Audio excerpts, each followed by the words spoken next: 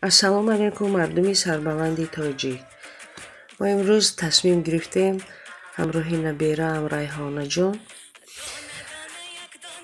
чанд намуд аз кулчаю нонҳои тоҷикӣ пешкаши шумо гардонем.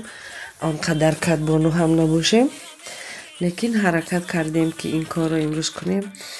Ва аз рӯзе ки мо ба ин шаҳр омадем, фақат нонро худамон мекунем, дар хона тайёр мекунем.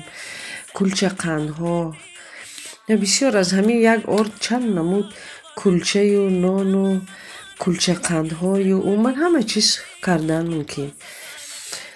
Мо имрӯз аз як хамир ҳам кулча, ҳам нон, ҳам пирашки ва ҳам пончик барои наберачаҳом имрӯз мехостам тайёр кунам, ки онҳо набераҳои ман хеле пончикро дӯст медоранд.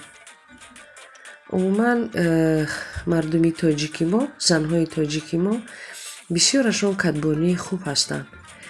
Аз ин рӯ агар ки бештар дар хона тайёр кунем, аз мағозаю аз бозорҳо гирифта нахӯрему, аз ҳамун як орд метавонем чанд намуд чизро тайёр кунем, ки он бештар ҳам тоза, ҳам дилкаш барои худамон.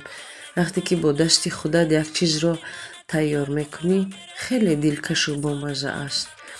Умуман фарзандони ман вақте ки дар хона нону хӯрокҳои хонагӣ тайёр мекунем, дӯст медоранд.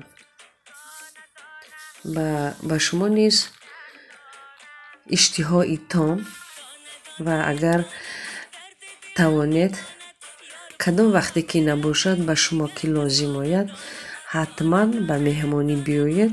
Ҳар чизи хостем ба шумо мардуми сарбаланди азизам метавонем тайёр кунем.